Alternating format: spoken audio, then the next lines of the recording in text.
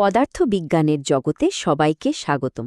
আজ আমরা এমন এক অদৃশ্য শক্তি নিয়ে কথা বলবো যা আমাদের চারপাশের বিশ্বকে একদম নীরবে নিয়ন্ত্রণ করে। ভয় পাবেন না, এটা কোনো কঠিন অধ্যায় নয়, বরং এটা একটা চমৎকার গল্প, চৌম্বক বলের গল্প। একটু ভাবুন তো, এমন কোনো শক্তির কথা কি কল্পনা করা যায় যা কোনো কিছুকে ধাক্কা দিচ্ছে কিন্তু তার স্পিড বাড়ছে না, শুধু তার চলার পথটা বেঁকে যাচ্ছে? অদ্ভুত লাগছে শুনতে, তাই না? আচ্ছা, এই অদ্ভুত প্রশ্নটার উত্তরে আমরা আজ একসাথে খুঁজে বের করব। চলুন আমাদের যাত্রার প্রথম ধাপে প্রবেশ করি। কোনো জটিল গণিতে যাওয়ার আগে আমরা প্রথমে চেষ্টা করব এই চৌম্বক ক্ষেত্র বা ম্যাগনেটিক ফিল্ড জিনিসটা আসলে কি সেটা একদম সহজভাবে বুঝতে। এর একটা ছবি মনে তৈরি করে নেওয়া যাক। সহজ কথায় বলতে গেলে চৌম্বক ক্ষেত্র হল একটা প্রভাবের এলাকা বা ইনফ্লুয়েন্স রিজিয়ন। ঠিক যেমন একটা হিটারের চারপাশে দাঁড়ালে আমরা গরম অনুভব করি, তেমনি একটা চুম্বকের চারপাশে তার শক্তি কাজ করে। এই যে এলাকাটা, এটাই হলো চুম্বক ক্ষেত্র। কিন্তু প্রশ্ন হল, এই অদৃশ্য ক্ষেত্রকে আমরা বুঝব কি করে? চোখে তো আর দেখা যায় না। পদার্থবিদরা এর শক্তি আর দিক বোঝার জন্য কিছু কাল্পনিক রেখা বা ফিল্ড লাইন ব্যবহার করেন। এই রেখাগুলো আসলে এই ক্ষেত্রের একটা ম্যাপের মতো কাজ করে, যা আমাদের এর চরিত্র বুঝতে সাহায্য করে। এই স্লাইডের মূল কথাটা একদম মাথায় গেঁথে নিন। যেখানে চৌম্বক বলরেখাগুলো খুব কাছাকাছি বা ঘন, বুঝে নিতে হবে সেখানে চৌম্বক ক্ষেত্রটা অনেক বেশি শক্তিশালী। আর যেখানে রেখাগুলো দূরে দূরে ছড়ানো ও ছিটানো, সেখানে ক্ষেত্রটা দুর্বল। খুবই সহজ একটা নিয়ম, তাই না? এবার আমাদের গল্পের সবচেয়ে গুরুত্বপূর্ণ অংশে আসা যাক। এই অদৃশ্য ক্ষেত্রটা কিন্তু যাকে তাকে ধরে বল প্রয়োগ করে না। এর একটা বিশেষ শর্ত আছে, আর সেই শর্তটা হলো গতি। হ্যাঁ, এটাই সেই জাদুকরী শর্ত। চার্জটাকে অবশ্যই গতিশীল বা মুভিং হতে হবে। যদি কোনো চার্জ একদম স্থির হয়ে বসে থাকে, চৌম্বক ক্ষেত্র তাকে এক বিন্দুও স্পর্শ করতে পারে না, তার উপর কোনো প্রভাবই ফেলতে পারে না।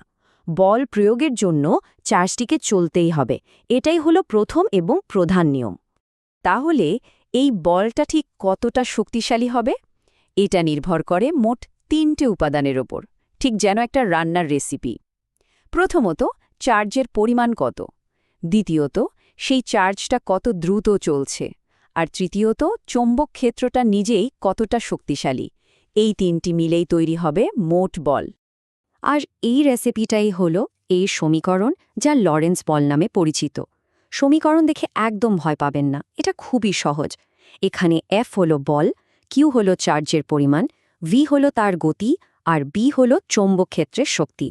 কিন্তু সবচেয়ে গুরুত্বপূর্ণ অংশ হলো এই সাইন থিটা, যেটা বলে দেয় চার্জের গতির দিক আর চৌম্বক ক্ষেত্রের দিকের মধ্যে অ্যাঙ্গেল বা কোণটা কত। এই সমীকরণের সবচেয়ে আশ্চর্যজনক এবং গুরুত্বপূর্ণ তথ্য হল এটাই: চৌম্বক বল সব সময়, মানে অলওয়েজ, চার্জের গতির দিকের সাথে লম্বভাবে বা 90 ডিগ্রি কোণে কাজ করে। এটাই আমাদের গল্পের আসল টুইস্ট, যা এরপরে সবকিছু ব্যাখ্যা করে দেবে। এখন প্রশ্ন হল, বল যদি সবসময় লম্বভাবে কাজ করে, তাহলে কণাটার গতির কি হবে? এর একটা খুবই নির্দিষ্ট এবং অবাক করার মতো ফলাফল আছে। এটাই ফিজিক্সের একটা ফান্ডামেন্টাল প্রিন্সিপাল। ধরুন, আপনি সোজা দৌড়াচ্ছেন আর আপনার এক বন্ধু পাশ থেকে আপনাকে আলতো করে ধাক্কা দিচ্ছে। এতে কি আপনার দৌড়ের স্পিড বাড়বে? না, বরং আপনার পথটা একটু বেঁকে যাবে। ঠিক তেমনি, যখন কোনো বল গতির সাথে লম্বভাবে প্রয়োগ করা হয়, তখন সেটা বস্তুর বেগ বাড়াতে বা কমাতে পারে না। এটা শুধু তার চলার পথটাকে বাঁকিয়ে দিতে পারে। আসুন দুটো একদম চরম পরিস্থিতি দেখি। যদি চার্জটি চৌম্বক ক্ষেত্রে সমান্তরালে চলে, মানে একই দিকে, তখন কোণ হল 0 ডিগ্রি, আর সাইন 0-র মান 0, তাই কোনো বলই কাজ করবে না। চার্জটা সোজা নিজের পথে চলে যাবে। আর যদি চার্জটা ঠিক লম্বভাবে বা 90 ডিগ্রি কোণে ক্ষেত্রে প্রবেশ করে, তখন সাইন 90-র মান হয় 1, যা সর্বোচ্চ। তাই ঠিক তখনই সবচেয়ে বেশি বল অনুভূত হবে। তাহলে পুরো ব্যাপারটা একবার কল্পনা করুন তো। একটা চার্জ লম্বভাবে একটা ফিল্ডে ঢুকল, সাথে সাথে একটা বল তাকে পাশের দিকে টানল। চার্জটা যেই একটু বাঁকল, বলটাও নিজের দিক পরিবর্তন করে আবার নতুন পথের সাথে লম্বভাবে টানতে শুরু করল।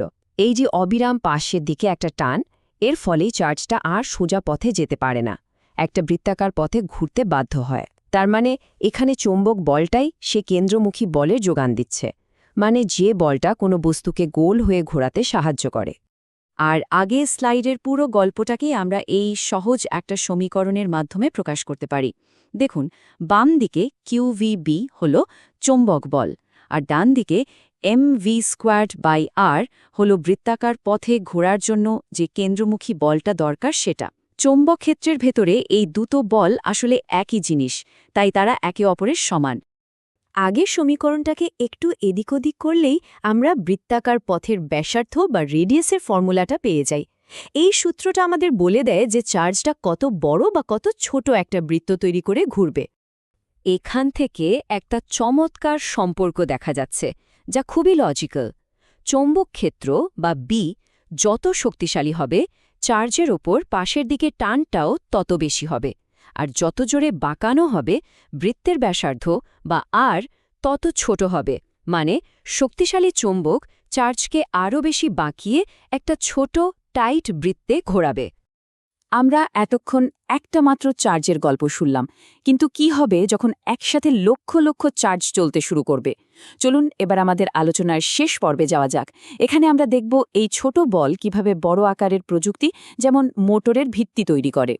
একটা তারের মধ্যে দিয়ে যখন কারেন্ট যায়, তার মানে আসলে আর কিছুই না, তার ভেতর দিয়ে কোটি কোটি চার্জ বা ইলেকট্রন একসাথে একদিকে ছুটে চলেছে। সুতরাং একটা চার্জের ওপর যে অদৃশ্য বল কাজ করছিল, সেই কোটি কোটি বল যখন একসাথে যোগ হয়, তখন পুরো তারটার ওপর একটা বড়সড় দৃশ্যমান প্রভাব ফেলে। আর এই ধারণা থেকেই আমরা কারেন্ট বহনকারী তারের ওপর বলের এই বিখ্যাত সূত্রটি পাই, F=B/IL sin θ। এটা দেখতে হয়তো নতুন মনে হচ্ছে, কিন্তু আসলে এটা লরেন্স বলেরই একটা বড় স্কেলের ভার্সন। এখানে অনেকগুলো চার্জের সম্মিলিত প্রভাবকে কারেন্ট বা আই এবং তারের দৈর্ঘ্য বা এল দিয়ে সহজভাবে প্রকাশ করা হয়েছে। সুতরাং মূল নীতিটা কিন্তু অবিশ্বাস্য রকম সহজ। যখনই আপনি একটি চৌম্বক ক্ষেত্রের মধ্যে একটি কারেন্ট চলা তার রাখবেন, আপনি বিদ্যুৎ শক্তিকে সরাসরি যান্ত্রিক বলে রূপান্তরিত করতে পারবেন। এই একটা সাধারণ নীতি পৃথিবীর সমস্ত বৈদ্যুতিক মোটরের মূল ভিত্তি। আর যখন আমরা একটা সোজা তারের বদলে একটা তারের লুপ বা কুণ্ডলী ব্যবহার করি, তখন এই বলটা একটা ঘূর্ণন বল বা টর্ক তৈরি করে। এই টর্কের কারণেই মোটরের ভেতরের অংশটা এক নাগাড়ে ঘুরতে শুরু করে। ভাবা যায়, একটা ক্ষুদ্র চার্জের উপর কাজ করা অদৃশ্য বল একটা আস্ত মোটরকে ঘুরিয়ে দিচ্ছে। তাহলে আজকের পুরো আলোচনা থেকে আমরা কি শিখলাম? এই চারটি মূল কথা মনে রাখলেই হবে। ১. গতি না থাকলে চুম্বক বল থাকবে না। ২. এই বল সবসময় লম্বভাবে কাজ করে। ৩. এটি শুধু পথ বাঁকায়, স্পিড বাড়ায় না। এবং সবশেষে এই বাঁকানোর ফলেই বৃত্তাকার গতি আর মোটরের ঘূর্ণন তৈরি হয়। শেষ করার আগে আপনাদের জন্য একটি চিন্তার খোরাক রেখে যাচ্ছি। আমরা শিখলাম যে চৌম্বক বল শুধু পথ বাঁকায়, গতি বাড়ায় না। আর ফিজিক্সের ভাষায় যদি কোনো বল প্রয়োগের ফলে বস্তুর গতিশক্তি না বাড়ে, তাহলে বলা হয় সেই বল কোনো কাজ করেনি। তাহলে প্রশ্ন হলো, চৌম্বক বল যদি কোনো কাজই না করে, তাহলে একটা বৈদ্যুতিক মোটর কিভাবে একটা স্থির ফ্যান বা গাড়িকে শূন্য থেকে দ্রুত গতিতে ঘোরাতে পারে? ভেবে দেখবেন।